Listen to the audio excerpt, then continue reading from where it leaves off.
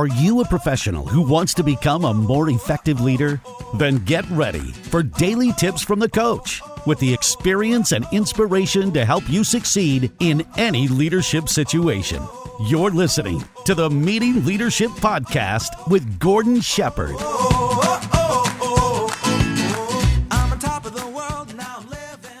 Welcome to another episode of the Meeting Leadership Podcast.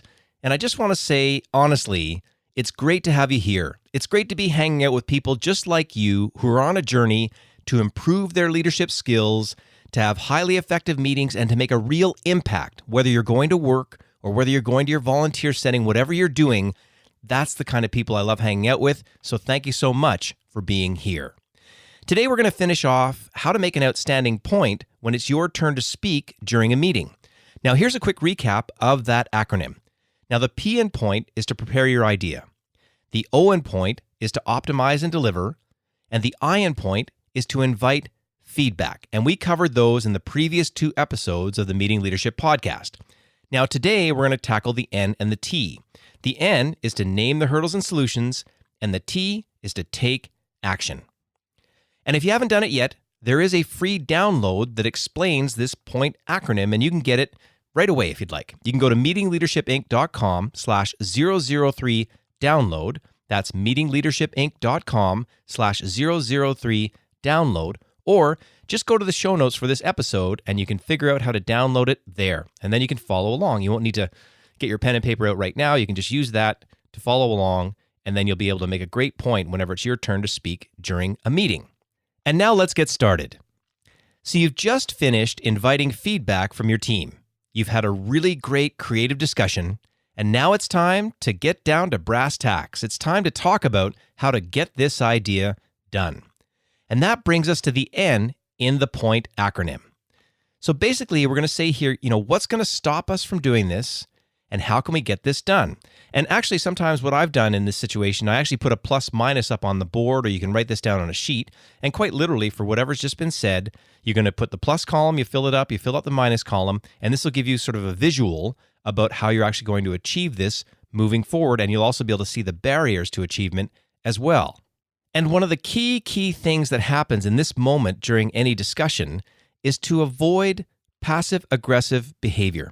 And when I say passive-aggressive, sometimes there's sort of some odd emotional connections that are happening where people hold back on the solution side specifically. People usually don't have a problem talking about the barriers, but the solution side, which someone in the room, may have the ability to bring forward, if they're holding back, please take the effort to get to know each other, make the effort to create trust in the room, and avoid passive-aggressive behavior when it comes time to naming the hurdles and solutions to get your point to move forward.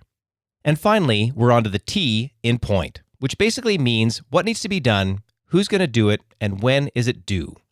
And one of the best things that you can do as a facilitator in this moment, given that you've just had this whole discussion and you've named the hurdles and solutions and this kind of thing, is you actually look around at each person on your team and you say, given what we just talked about, what are you going to do when you leave the room? And then we're going to hear from them something that's really, really important during any meeting, and that is a public declaration. Now, we don't need to hold those back for weddings and funerals. Please, in the meeting, get them to say it out loud. And then the next important step that you can do to create accountability around this is to create what I'm going to call a shared agenda.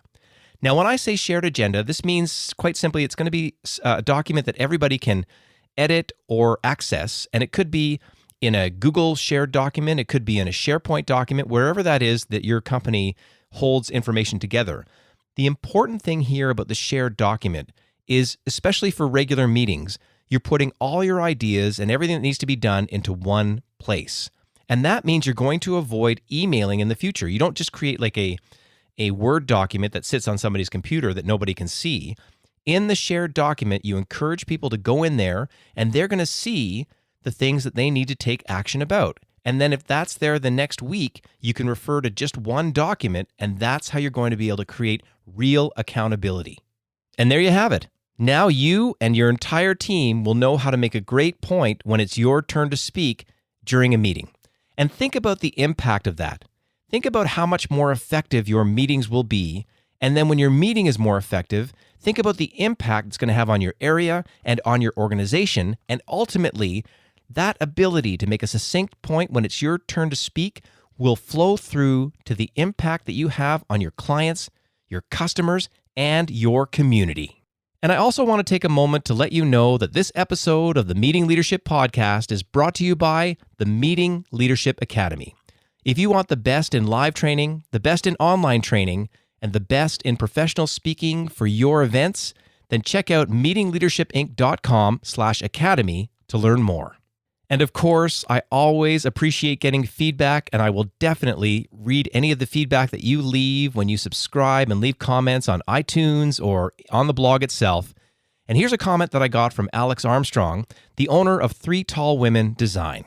She says this: "Working with Gord has radically changed how I view my business, and these changes are already leading to new growth for my company." Thanks, Alex, and thanks to you for listening to another episode of the Meeting Leadership Podcast.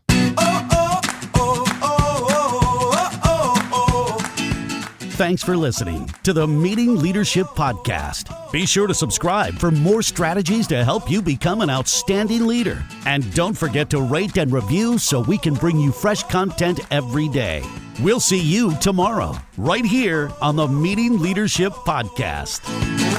I'm on top of the world, now I'm living, and the good just gets better, keeps on giving. Not even close to the end, it's just beginning.